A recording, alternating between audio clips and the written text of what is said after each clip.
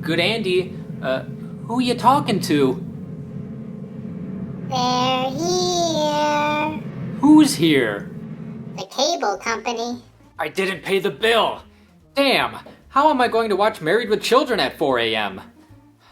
Wait, I gave the money to Evil Andy. Oh, you lazy drunk! Huh? Lazy? The liquor store didn't rob itself! We did what?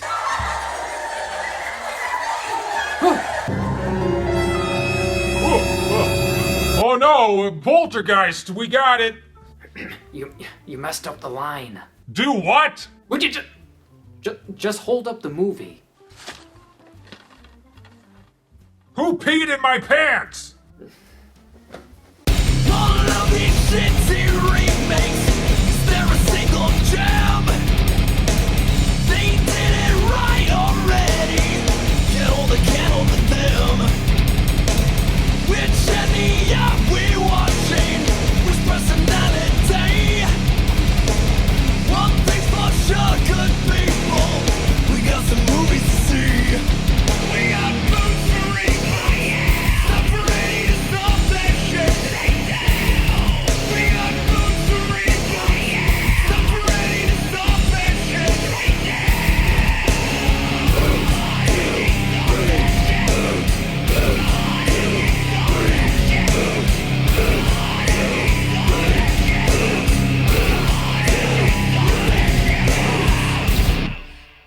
Hello, and welcome to Boots to ReBoots. 1982's Poltergeist was directed by Tobe Hooper, although some say it was really directed by producer Steven Spielberg. So who knows? Maybe he directed it. The original is considered a classic supernatural horror film and birthed a trilogy. 33 years later, Roy Lee and Sam Raimi produced a reboot directed by Gil Kenan. So let's cross the 2015 remake of Poltergeist off the list. The remake is about a family that moves into a new house, but ghost, so they leave. But that sounds like every haunted house movie. The original Poltergeist opened on a TV as the station was going off the air, but the 2015 remake starts on a tablet.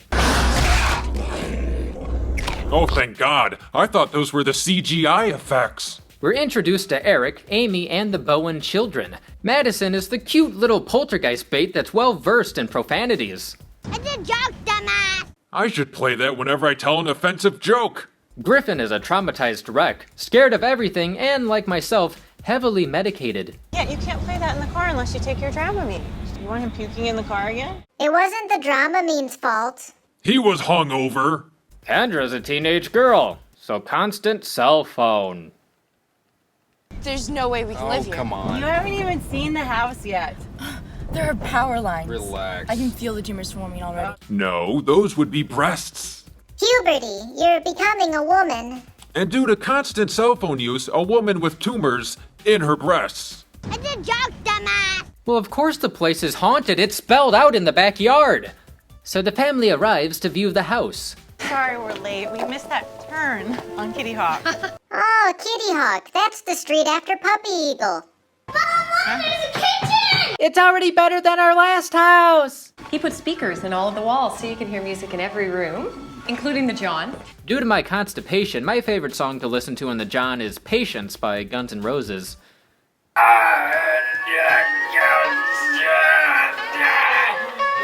Screw it! I'll try again next week!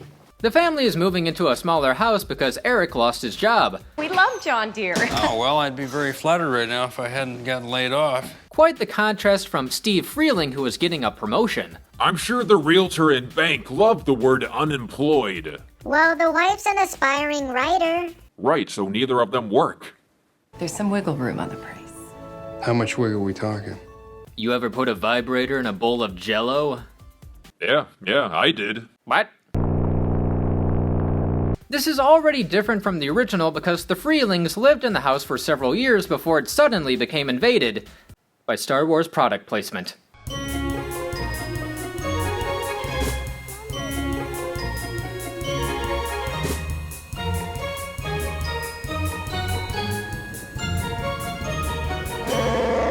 My favorite shot in the original is of the Cheetos bag. Wow, I can't believe I finished the whole bag. But now I'm thirsty.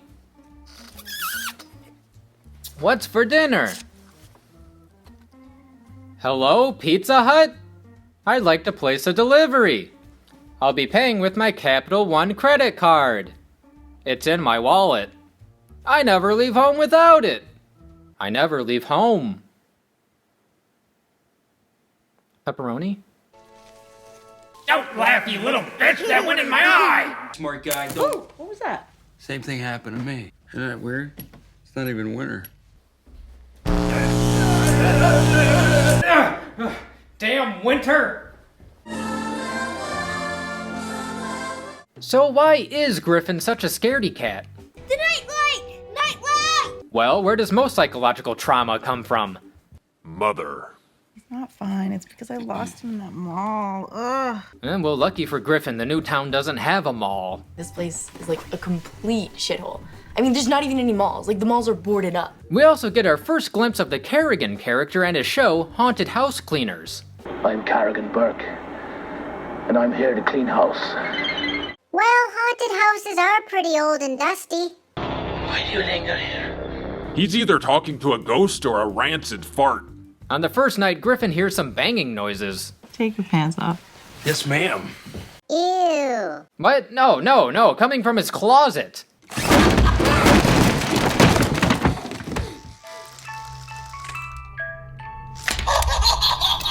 Oh, great, now the movie's laughing at the audience. Dad! Yes! Hey! So Griffin interrupts parent sex.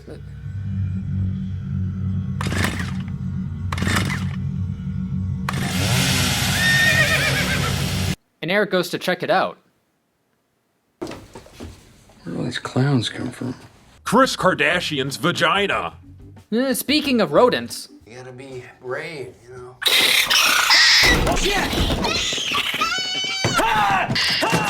Maybe that was a squirrel ghost. maybe the twist will be that the house was built on top of a pet cemetery. In the middle of the night, Griffin wakes up and heads downstairs to find Madison talking to the television. Oh, try pressing the input button. Ah, they always want to invite that one lame friend. They're coming. Cabin Fever remake, Jumanji remake. The Crow remake. And even more reboots of A Nightmare on Elm Street, Friday the 13th, Halloween, and the Texas Chainsaw Massacre. Weird, my TV did the same thing the other night. Yeah, but they didn't press their hands against the screen. The bastards mooned us.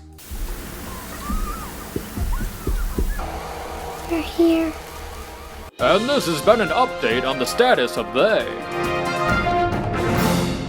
Feeling like a pathetic loser, Eric tries to buy his family expensive presents but is having some credit card trouble. It's not canceled. It's over the limit. Okay, let's try this one. This one's, canceled, too. Wait a minute, where is he buying those from? The mall. But Kendra said there wasn't a mall. Dear God, Griffin will be left there within a week.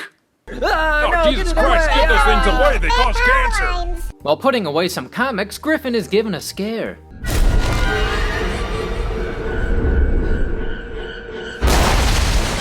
This is the equivalent of the chair stacking scene in the original, except that was done in the same shot with real chairs. Plus, it led to that fun little scene in the kitchen.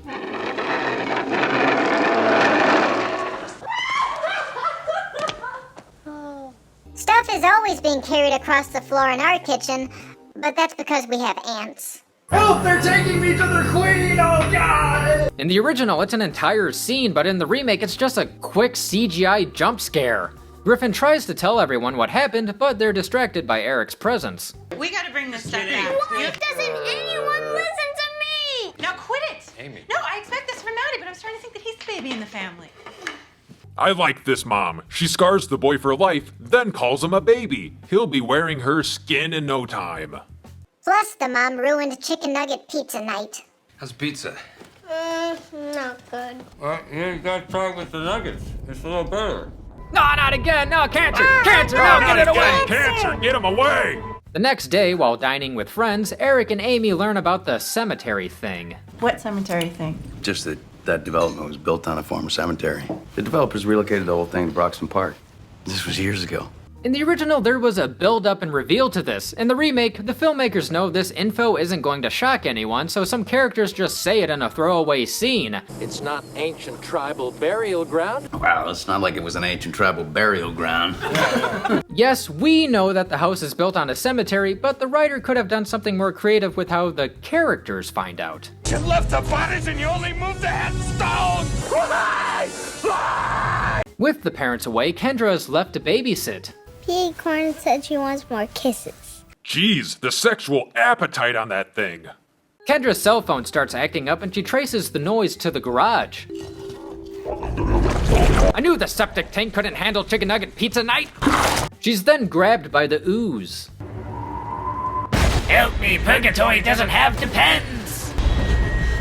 Meanwhile, Griffin is reminded that he had several days to throw away those clown dolls. Well, hey there, Griffin. I've heard you've been upset lately, so I just wanted to give you a big hug.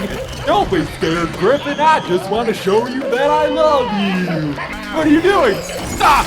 I'm just trying to help you, you son of a bitch! Stop! I guess we'll take a rain check for that hug. You call that a fight? I started a fight club with clown dolls.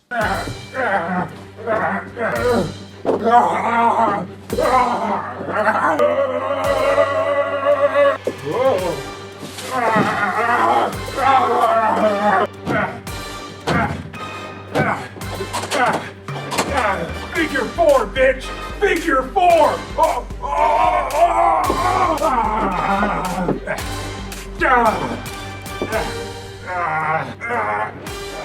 Sharpshooter, motherfucker!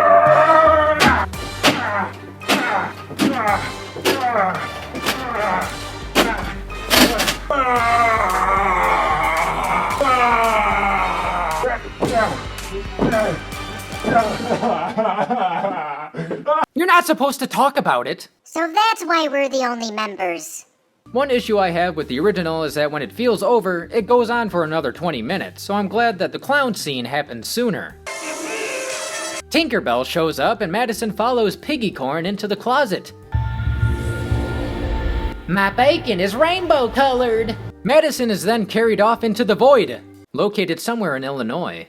Like the original, Griffin is grabbed and pulled outside by an old tree who's been watching too many Freddy Krueger movies. See? Proof that we should cut all the trees down. Evil Andy, what are you writing? Dear President, tree bad, tree eat kids, cut tree good, make many money. Thanks, President, Evil Andy. P.S. Legalize it. Eric and Amy come home and Griffin is let go. Poor Griffin. Even the tree doesn't want him. While searching for Madison, they discover her voice coming from inside the TV. If she's inside the TV, we better get her out! Don't worry, Madison! I'll save you! Yeah, so it turns out she wasn't in there. Really? A wiffle bat? A wiffle bat. Oh, jeez.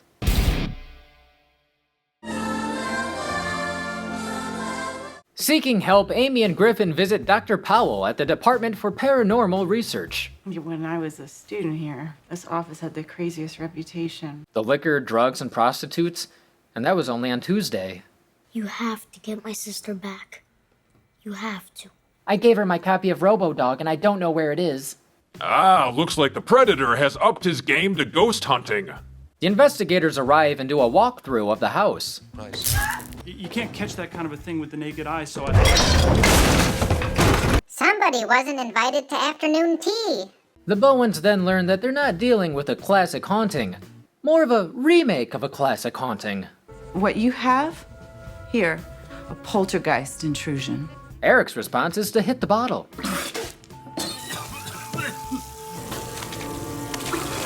I knew he wasn't man enough to drink the worm.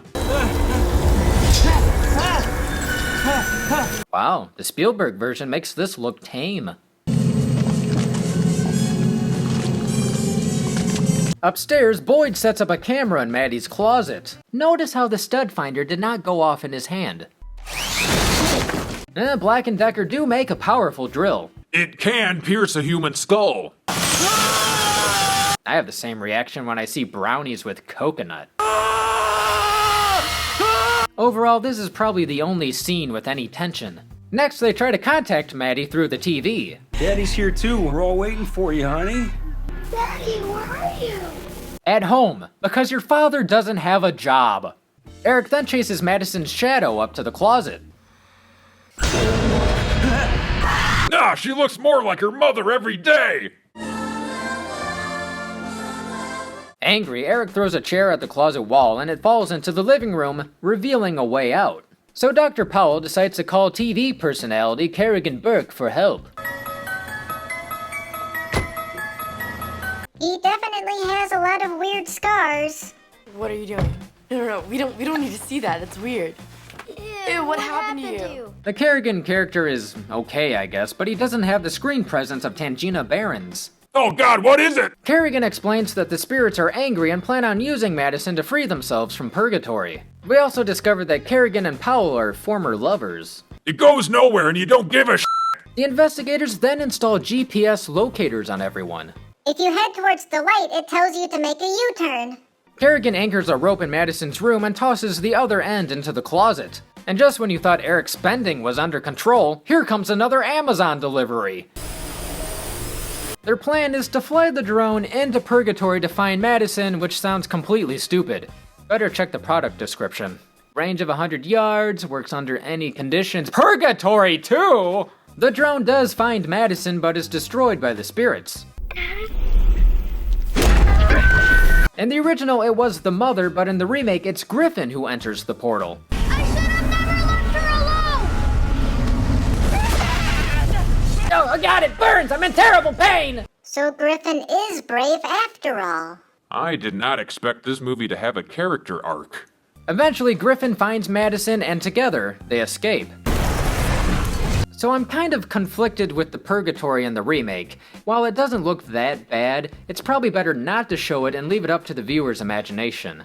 While getting ready to leave, Griffin finally finds out how Kerrigan got that scar on his face. So tell me. He hit his head on a buffet sneeze guard.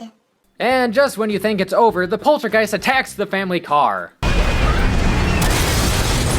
Well, it turns out the spirits are not done with Madison.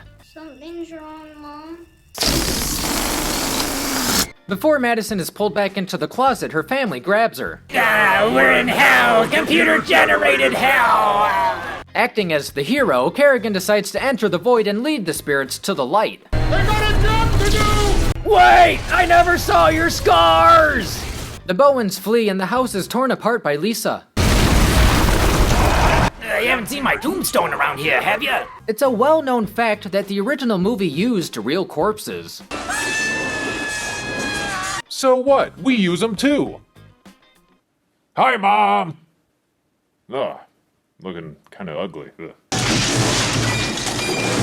The investigators check their equipment to see if Kerrigan is alive and eventually do get a signal. Oh, wait. What is he doing? Is he in the bathroom? Although we don't see it, it appears Eric got a job coaching at Hooper High. A nice nod to Toby Hooper. Hey, maybe even Coach Craig T. Nelson. Maybe you could coach. Can't support a family coach in high school. While the Bowens look for a new house, the realtor shows them one with lots of closet space, so they get the hell out of there! Not quite as funny as Steve Freeling pushing the TV out of the motel room. During the end credits, it's revealed that Kerrigan survived and was British all along. And I'm Brooke Powell, and we're here to clean house. I hadn't finished. And we're not saying clean house. Aw, they got back together. Oh, thank God there isn't a setup for a sequel. The remake of Poltergeist isn't god-awful, but it also isn't good. It had potential, the cast is decent, but the story doesn't meet or surpass the original in any way. I was only interested because I like Sam Rockwell, and he's okay, but this remake you could skip. Whenever you thought the movie was going to do something different or clever, it did nothing. Like maybe Kerrigan could have been a phony with a scripted ghost hunting show, or maybe the mom could have wrote a best-selling book about the experience. Instead, the remake mom has very little to do. Not even a rape scene!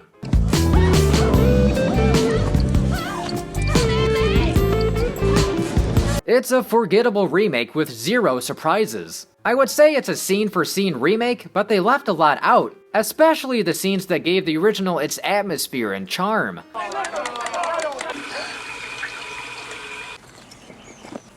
Goldfish now? There have been a lot of haunted house movies lately, and it's getting stale. No more. Hell, Insidious is a better remake of Poltergeist than the remake of Poltergeist. The family is more likable, the investigators led by Lynn Shay are more memorable, plus the further is more believable than this. In the end, this is Poltergeist remade for the teenagers who see paranormal activity. Therefore, the 2015 remake of Poltergeist is getting the boot.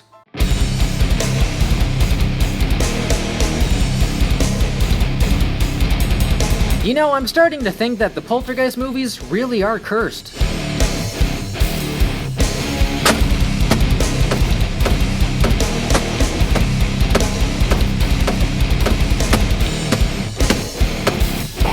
This has been Boots to Reboots. Thanks for watching. Hey, the TV's back on. What? Yeah, don't worry, I worked everything out with the cable guy.